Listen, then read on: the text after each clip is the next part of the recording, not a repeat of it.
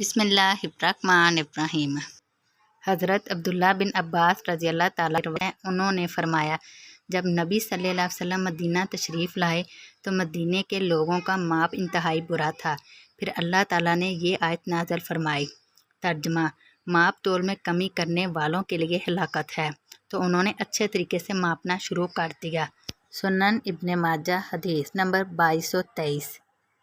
حضرت ابو ہریرہ رضی اللہ تعالیٰ عنہ سے روایت ہے، انہوں نے فرمایا، رسول اللہ صلی اللہ علیہ وسلم ایک آدمی کے پاس سے گزرے جو غلہ فروخت کر رہا تھا۔ آپ نے اس غلے میں ہاتھ ڈالا تو معلوم ہوا کہ اس میں دھوکہ ہے۔ رسول اللہ صلی اللہ علیہ وسلم نے فرمایا، جو دھوکہ دے وہ ہم میں سے نہیں۔ سنن ابن ماجہ حدیث نمبر 2224۔ حضرت عبداللہ بن عمر رضی اللہ تعالیٰ عنہما سے روایت ہے، نبی صلی اللہ علیہ وسلم نے فرمایا، جو شخص غذائی جنس خریدے تو وہ اسے پوری طرح وصول کرنے سے پہلے نہ بیچے۔ سنن ابن ماجہ حدیث نمبر 2226۔ حضرت عبداللہ بن عمر رضی اللہ تعالیٰ عنہما سے روایت ہے کہ رسول اللہ صلی اللہ علیہ وسلم خطاب فرمانے کے لیے کھڑے ہوئے اور فرمایا، کوئی شخص کسی جانور کا دودھ بلا اجازت نہ لے۔ کیا تم میں سے کسی کو یہ بات اچھی لگتی ہے کہ کوئی اس کے کمرے میں آ کر اس کے غلہ محفوظ رکھنے کی جگہ کا دروازہ توڑے اور غلہ نکال کر لے جائے؟ لوگوں کے جانوروں کے تھنوں میں ان مالکوں کی خوراک محفوظ ہوتی ہے، اس لیے کوئی آدمی کسی شخص کا جانور اس کی اجازت کے بغیر نہ دھوئے۔ سنن ابن ماجہ حدیث نمبر 2302۔ حضرت ام ہانی رضی اللہ تعالیٰ عنہا سے روایت ہے، نبی صلی اللہ علیہ وسلم نے انہیں فرمایا، بکریاں پالو، ان میں برکت ہے۔ سنن ابن ماجہ حدیث نمبر 2304۔ حضرت عروہ بن جعد بارقی رضی اللہ تعالیٰ عنہ سے روایت ہے، رسول اللہ صلی اللہ علیہ وسلم نے فرمایا، اونٹ اپنے مالکوں کے لیے قوت کا باعث ہے اور بکریاں برکت والی ہیں، اور گھوڑوں کی پیشانی کے بالوں سے قیامت تک خیر کا تعلق قائم کر دیا گیا ہے۔ سنن ابن ماجہ حدیث نمبر 2305۔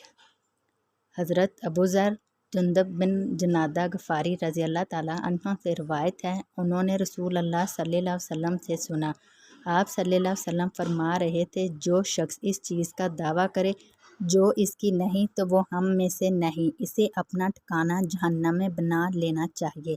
سنن ابن ماجہ حدیث نمبر 2319۔ حضرت عبداللہ بن عمر رضی اللہ تعالیٰ عنہما سے روایت ہے، رسول اللہ صلی اللہ علیہ وسلم نے فرمایا، جس نے کسی مقدمے میں ظلم میں ظالم کی مدد کی، وہ ہمیشہ اللہ کی ناراضگی کا مستحق رہتا ہے، حتیٰ کہ اس گناہ سے باز آ جائے۔ سنن ابن ماجہ حدیث نمبر 2320۔ حضرت عبداللہ بن عباس رضی اللہ تعالیٰ عنہ سے روایت ہے، رسول اللہ صلی اللہ علیہ وسلم نے فرمایا، اگر لوگوں کو محض ان کے دعوے کی بنا پر چیزیں دے دی جائیں تو لوگ دوسرے افراد کے جان و مال پر دعویٰ کر دیں، لیکن قسم کھانا مدعی علیہ کے ذمہ ہے۔ سنن ابن ماجہ حدیث نمبر 2321۔ حضرت اشعث بن قیس رضی اللہ تعالیٰ عنہ سے روایت ہے، انہوں نے فرمایا، زمین کا ایک ٹکڑا میری اور یہودی کی مشترکہ ملکیت تھا، اس نے میرا حصہ تسلیم کرنے سے انکار کر دیا۔ میں نے اسے رسول اللہ صلی اللہ علیہ وسلم کی خدمت میں پیش کیا تو رسول اللہ صلی اللہ علیہ وسلم نے مجھ سے فرمایا، کیا تیرے پاس کوئی گواہ ہے؟ میں نے کہا نہیں۔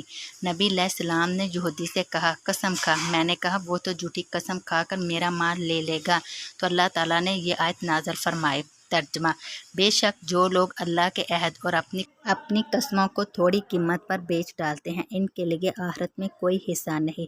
اللہ تعالیٰ نہ تو ان سے بات چیت کرے گا، نہ ان کی طرف قیامت کے دن دیکھے گا، نہ انہیں پاک کرے گا، اور ان کے لیے دردناک عذاب ہے۔ سنن ابن ماجہ حدیث نمبر 2322۔ حضرت عبداللہ بن مسعود رضی اللہ تعالیٰ عنہ سے روایت ہے، رسول اللہ صلی اللہ علیہ وسلم نے فرمایا، جس نے کوئی قسم کھائی جبکہ وہ قسم کھاتے ہوئے گناہ جھوٹ کا ارتکاب کر رہا ہے اور اس جھوٹی قسم کے ذریعے سے کسی مسلمان کے مال کا کچھ حصہ حاصل کرتا ہے، جب اللہ سے اس کی ملاقات ہوگی تو اللہ اس پر ناراض ہوگا۔ سنن ابن ماجہ حدیث نمبر 2323۔ حضرت ابو امامہ حارثی رضی اللہ تعالیٰ عنہ بیان کرتے ہیں کہ انہوں نے رسول اللہ صلی اللہ علیہ وسلم سے سنا، آپ صلی اللہ علیہ وسلم فرما رہے تھے، جو شخص قسم کھا کر کسی مسلمان آدمی کا حق مارتا ہے تو اللہ تعالیٰ اس پر جنت حرام اور جہنم واجب کر دیتا ہے۔ حاضرین میں سے ایک صاحب نے کہا، اگرچہ کوئی معمولی سی چیز ہو۔ نبی صلی اللہ علیہ وسلم نے فرمایا، اگرچہ پیلو کی ایک مسواک ہو۔ سنن ابن ماجہ حدیث نمبر 2324۔